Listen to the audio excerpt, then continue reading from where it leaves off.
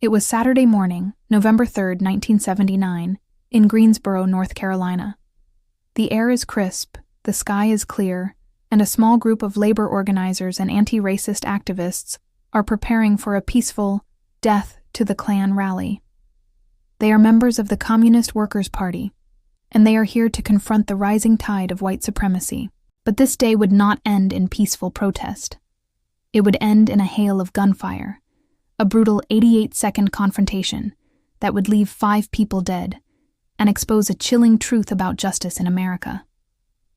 This is the story of the Greensboro Massacre. Before we dive into this dark chapter of American history, please take a moment to comment, like, share, and subscribe so you don't miss future episodes of the Calendar of Crime. The roots of this tragedy stretch back months. The Communist Workers' Party, or CWP, had been actively organizing textile workers in the Greensboro area, many of whom were black. This organizing directly challenged the established power structure and, crucially, the deeply entrenched racism of the region. The CWP's anti-racist stance and labor activism drew the ire of the Ku Klux Klan and the American Nazi Party. The CWP had planned a rally in March to protest a recent screening of The Birth of a Nation by the Klan, a clear provocation. The Klan, in turn, saw this as an opportunity to assert their dominance. Tensions were high, and the rhetoric from both sides was inflammatory. The CWP's rally was a deliberate confrontation, but they expected a verbal, political battle, not a military ambush. At approximately 11:20 a.m., a caravan of cars carrying dozens of Klansmen and Nazis arrived at the rally site in the predominantly black housing project of Morningside. The confrontation was immediate and chaotic.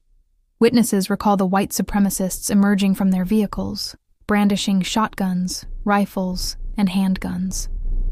The CWP members, some of whom were also armed, attempted to defend themselves, but they were vastly outgunned and outnumbered.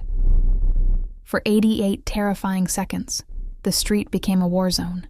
The Klansmen and Nazis fired directly into the crowd of demonstrators and onlookers. When the smoke cleared, 4 men and 1 woman, Cesar Cauce, Dr. James Waller, Bill Sampson, Sandra Smith, and Michael Nathan, lay dead or mortally wounded. They were all CWP members and committed activists. The immediate aftermath was one of shock and outrage. The police arrived, but questions immediately arose about their role. Why were they not present in force, given the known tensions? Why did a police photographer film the entire event without intervening? In the subsequent criminal trial, 6 Klansmen and Nazis were indicted for murder. However, in 1980, an all-white jury acquitted all 6 defendants, accepting the defense's argument that the white supremacists had acted in self-defense, claiming the CWP members had fired first. This verdict sent a shockwave across the nation, suggesting that violence against anti-racist organizers could be carried out with impunity. The quest for justice did not end there. A civil suit, Waller v. Butkovich, was filed in 1980, alleging wrongful death and civil rights violations. This second legal battle, which concluded in 1985, was far more revealing. The jury found that the police, the Klan, and the Nazis had conspired to violate the civil rights of the demonstrators. Crucially, evidence emerged that a police informant had been instrumental in planning the attack, and that the police department was aware of the potential for violence but failed to protect the demonstrators. The victims' families were awarded a $351,000 judgment.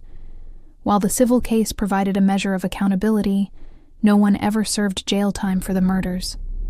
The Greensboro Massacre remains a painful symbol of political violence, racial injustice, and the failure of the legal system to protect activists. It is a story that demands to be remembered. The Greensboro Massacre is a stark reminder that the fight for civil rights and labor justice is often met with violent resistance. The names of the 5 martyrs, Cesar Cauce, Dr. James Waller, Bill Sampson, Sandra Smith, and Michael Nathan, must not be forgotten. Thanks for watching. Please comment, share, like, and subscribe for future episodes from the Calendar of Crime.